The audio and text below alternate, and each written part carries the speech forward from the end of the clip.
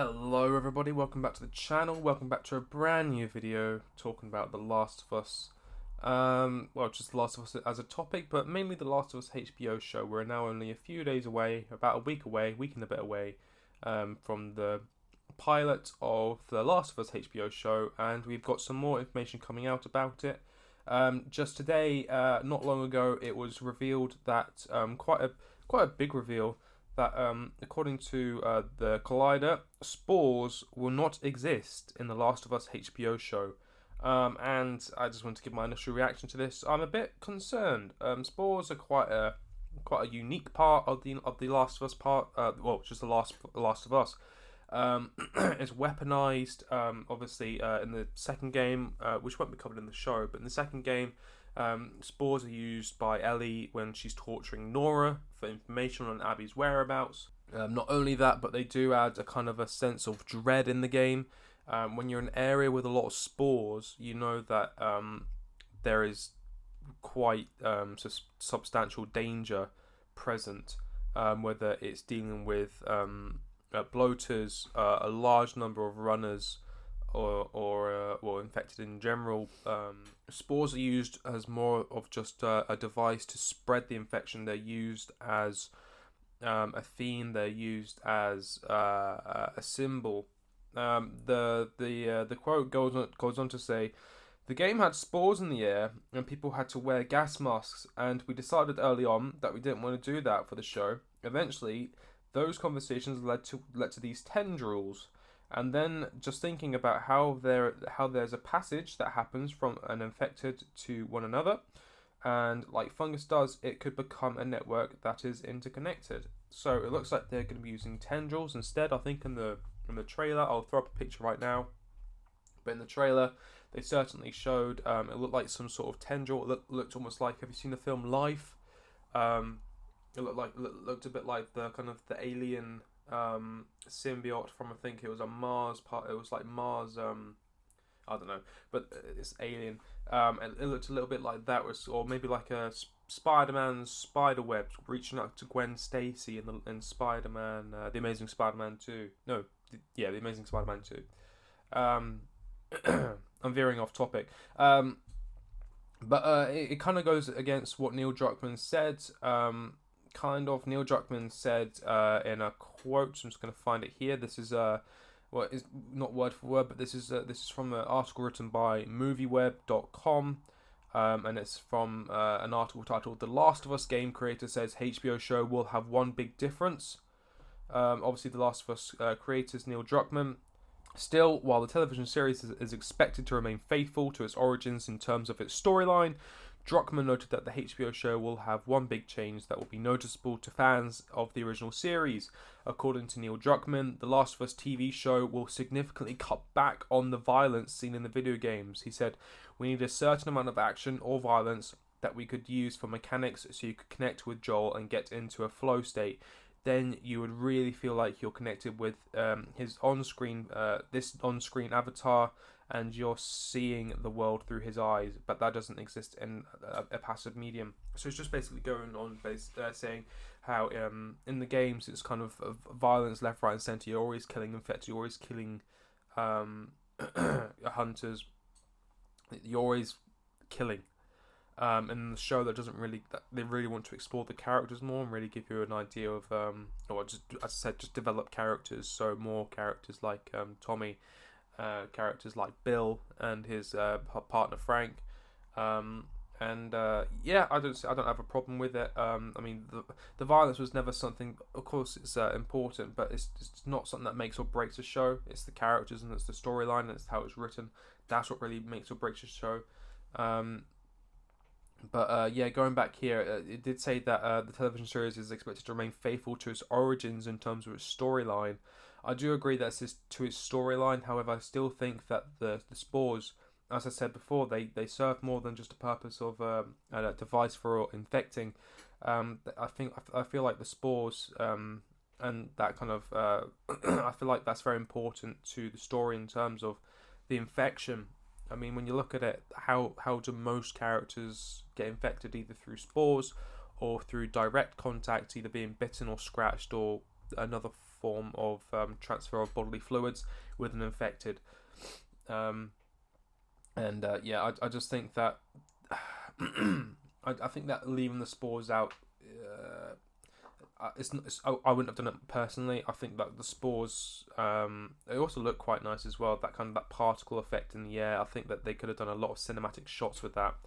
And I think I've already said that it didn't just represent infection. It also represented the kind of area they were in, and an omnipresent danger that there was some heavily infected people, or well, used to be people in that area, and that you just won't be getting that now. Is what it is.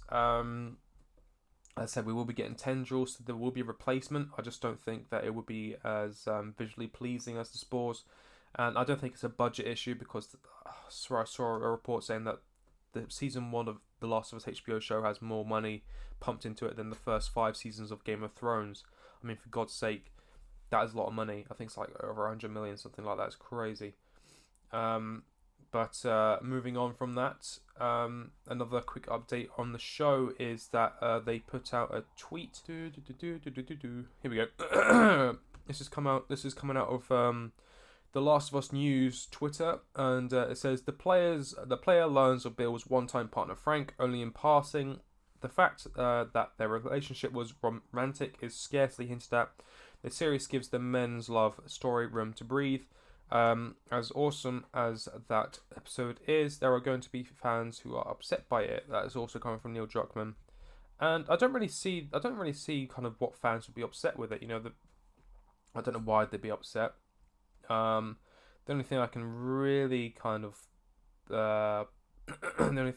see that they'd be upset with maybe is that they're focusing on characters other than Joel and Ellie for a significant amount of time. It's only 9 episodes. I mean, I say only 9 episodes, but the show's only going to be 9 episodes, and if you're spending an entire chunk of that on 2 characters that are kind of almost passing, not really passing characters, but I don't know. I don't have an issue with it.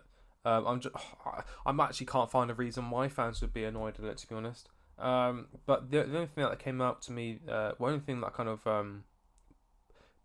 piqued my interest with this quote was that it said, the fact that their relationship was romantic is scarcely hinted at. I thought it was quite clear that there was quite a strong connection or strong relationship between Bill and Frank, and it was made very clear in the show that Bill was gay. With the comedic magazine jokes that Ellie was pulling in the car ride on their way to Pittsburgh, I think it was, and obviously the reaction to Bill finding Frank. And I mean, like, in the show, I guess in the games you never really got that chance to really connect with Frank's character, and so spoilers, he dies and he's found dead. He ran off from Bill and took the battery that they were going to use to put into a car, and he ended up killing himself after getting infected. I think he hanged himself and they stumbled across him, and there was kind of like that quiet moment of there's Frank, and it's pretty solemn. So you got an understanding that this was more than just a friendship. This was actually a loving friendship. Well, it was a loving relationship between the two of the characters. So it was quite sad in the game when you stumbled across him. But I guess you wouldn't really get that same kind of payoff watching it, because when you play in the game, you're slightly more emotionally invested instead of just watching it. So I think giving them more of a backstory is probably the right idea if they want to really give that payoff for Frank's death. That is saying if they kill off Frank, if they don't have Frank hang himself at the end of it, it's just, again, it's not going to be very true to the story. His and Bill's story is one of the ones that remind you that there aren't many happy stories in The Last of Us. None at all. I mean, Ellie doesn't really get one. Joel certainly doesn't get one. Abby doesn't get one. I don't know one character who doesn't get. Or I don't know one character who gets a happy story. Tommy doesn't get one. Nora certainly doesn't get one. The only reason, actually, that's one thing I can think about it. The only reason why I can see why people would be happy at this would be if they live happily ever after, and they don't get infected, and they never have to deal with infected again. That's the reason why I would think fans would be unhappy with, because that's not very true to the what's the term I'm looking for? The original transcripts, let's just say. But yeah, just wanted to give a quick update on the direction the show's going in. There's a few detours from the source. That's the word I was looking for, from the source material. That some fans may not be happy with. Only time will tell. The only thing I'm really worried about is the spores. And I can kind of see why they wouldn't want to do that. Obviously, when characters are wearing gas masks to protect themselves from the spores, they're covering up half their faces. You can still see their eyes though, and you can be pretty emotive with your eyes, but you can't really see their full faces, and it kind of it cuts off half of the actor's tool to really communicate emotions through each scene. But yeah, I think that's going to wrap it up there. Just a quick update, keep you guys in the loop with the show that's coming out. Remember, it's the 15th of January. I think it's the 16th of midnight for the UK. I think it might come out sometime early in the morning. But yeah, I hope you're all looking forward to it as much as I am. Hope you've enjoyed this video. Hope you're doing well. Hope your family's well. I hope hope your brothers and sisters are doing fine. Thank you so much for watching, and I'll catch you on the next one. See you later.